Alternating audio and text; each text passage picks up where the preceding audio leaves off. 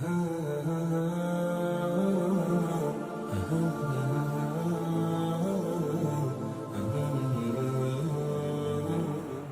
و سنت کی سینکڑوں نصوص میں اس بات کی تاکید فرمائی گئی ہے کہ مسلمان کو ہمیشہ حلال کمانا اور حلال ہی کھانا چاہیے، جبکہ حرام سے خود کو یوں بچانا چاہیے جیسے انسان زہر سے پرہیز کرتا ہے۔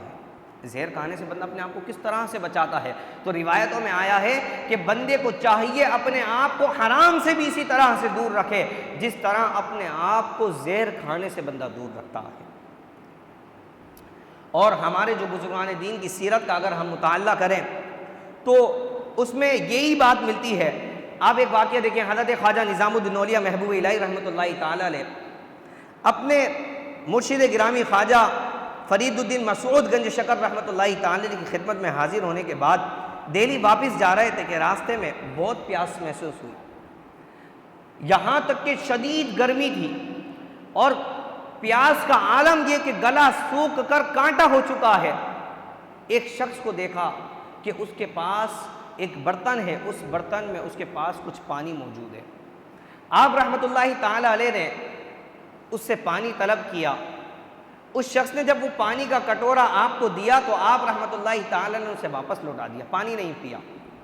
اس نے کہا آپ پانی پی لیں۔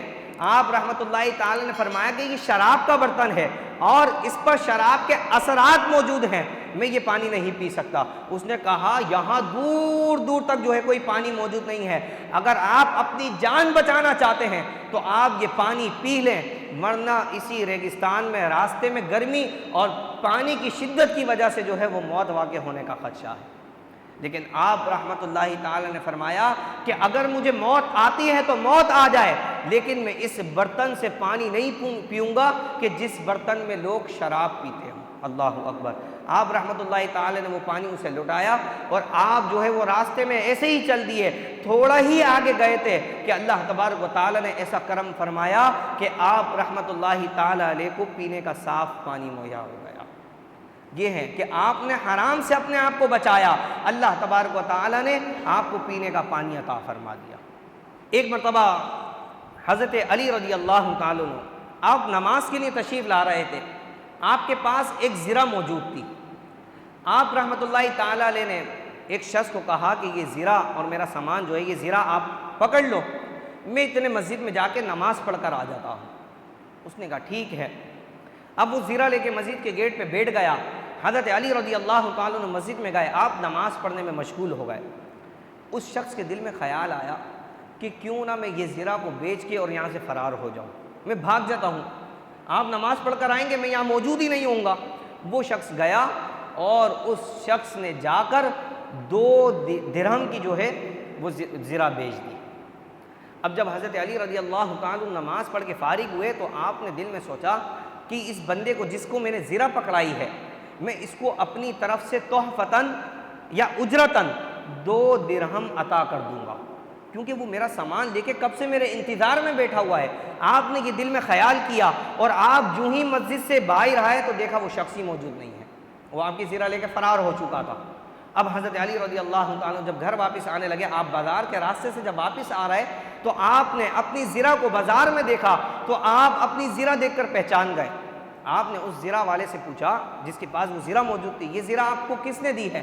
کہا بھائی فلاں شخص آیا تھا اور 2 درہم میں جو ہے وہ مجھے یہ بیچ کر گیا ہے۔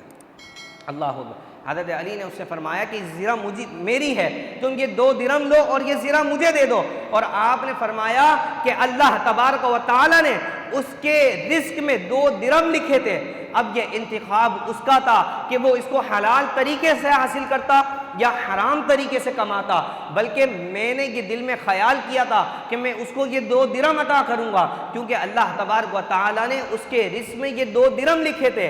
لیکن انتخاب اس نے کیا کہ اگر وہ انتظار کرتا تو اس کو حلال طریقے سے یہ 2 درہم مل جاتے، لیکن وہ میری زرہ لے کر بھاگ گیا، یعنی چوری کر لی، اور چوری کر کے بیچ کر اس نے حرام طریقے سے یہ 2 درہم کمائے۔ تو یعنی کہ اس سے یہ واقعے سے پتہ چلا کہ اللہ تبارک و تعالی نے جو رزق بندے کے مقدر میں لکھا ہے وہ اس کو ملنا ہے۔ اب یہ بندے کا اپنا اختیار ہے کہ وہ چاہے تو حلال طریقے سے کما لے اور چاہے تو حرام طریقے سے کما لے۔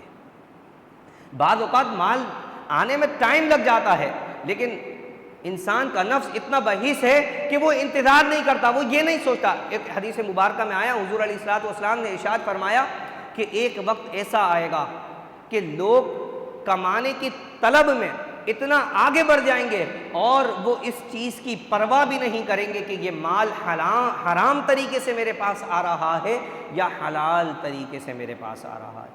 بس انہیں غرض ہوگی تو اس چیز کی ہوگی کہ میرے پاس بس مال آ رہا ہے، بس یہ میرے لیے کافی ہے، چاہے وہ حرام طریقے سے آئے چاہے حلال طریقے سے آئے، اسے اس چیز کی پرواہ نہیں ہوگی۔ اور دیکھا جائے تو فی زمانہ آج یہی حال ہے، اکثریت کا حال یہی ہو چکا ہے کہ حرام طریقے سے آئے یا حلال طریقے سے آئے، آج لوگوں کو دھوکہ دینا عروج پر پہنچ چکا ہے، جھوٹ بولنا کاروبار میں عروج پر پہنچ چکا ہے کہ کسی بھی طرح میں یہ دھوکہ دے کر بس آج جو ہے میں یہ کما لوں، بات کی بعد میں دیکھی جائے گی۔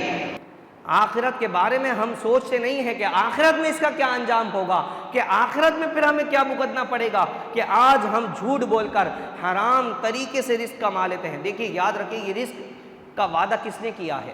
اللہ تبارک و تعالی نے۔ رزق کا وعدہ کہ انسان کو اللہ تبارک و تعالی نے رزق کا وعدہ خود فرمایا کہ میں اس کو بھوکا نہیں سونے دوں گا، اسے کھانا میں عطا کروں گا۔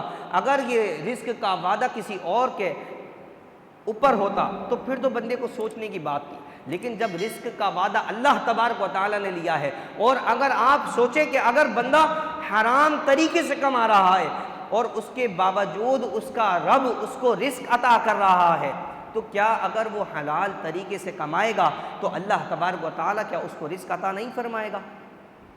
جو رب اپنے بندے کو اگر وہ حرام طریقے سے، وہ تو اللہ نے اس کے مقدر میں لکھ دیا، اب وہ اس کو حرام طریقے سے اختیار کر کے کما رہا ہے، اللہ اس کو پھر بھی رزق دے رہا ہے، وہ بھوکا نہیں سو رہا، تو سوچئے اگر وہ حلال طریقے سے کمائے گا تو اللہ تبارک و تعالیٰ کیا اس کے رزق کو کم کر دے گا؟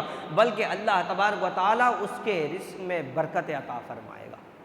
بعض لوگ ایسے ہیں بہت زیادہ کماتے ہیں لیکن ان کے رزق میں برکت نہیں ہے، سکون نہیں ہے ان کی زندگی میں، پیسہ بے انتہا ہے، بہت دولت ہے لیکن ان کی زندگی میں سکون نہیں ہے۔